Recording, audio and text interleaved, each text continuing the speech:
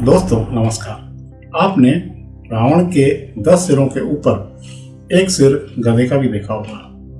क्या आपने सोचा है कि ऐसा क्यों? वस्तुतः रावण को लेकर हमारे यहाँ कई तरह की मान्यताएं, पुराण कथाएं और लोक कथाएं प्रचलन में हैं। रावण के सिर पर गधा होना भी एक लोक मान्यता है, लेकिन उसका उल्लेख वाल्मीकि रामायण या रामचरितमानस में नहीं है।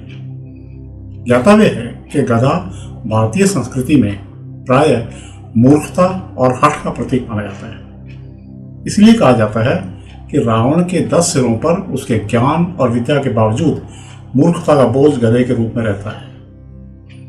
संकेत है कि अत्यधिक ज्ञान होने पर भी यदि विवेक न हो तो अंततः वह गधापन ही है।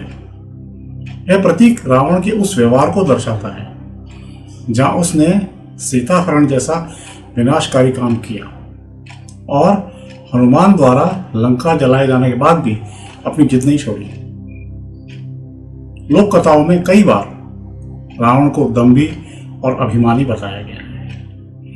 वहां यह कल्पना की गई है कि उसके 10 सिरों के ऊपर गधे का सिर रखा है ताकि लोग याद रखें कि इतना बड़ा ज्ञानी भी अपने अहंकार की वजह से गधे जैसा बन गया है।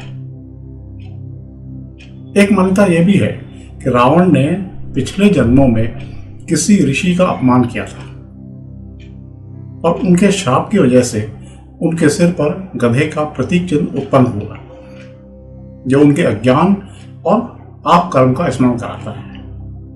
लोक नाटकों, रामलीला और चित्रों में कलाकार कई बार रावण को हास्यास्पद बनाने के लिए गधे के सिर का उल्लेख करते हैं। यह बात धार्मिक ग्रंथों में नहीं है, बल्कि लोकरीति और हास्य व्यंग्य का अंश है। कुल मिलाकर रावण के सिर पर गधा होना कोई शास्त्रीय तथ्य नहीं है, बल्कि लोक कथाओं और रूपक की बात है। इसका संकेत यही है कि विद्या और शक्ति के बावजूद अहंकार और मूर्खता सबसे ऊपर बैठी है।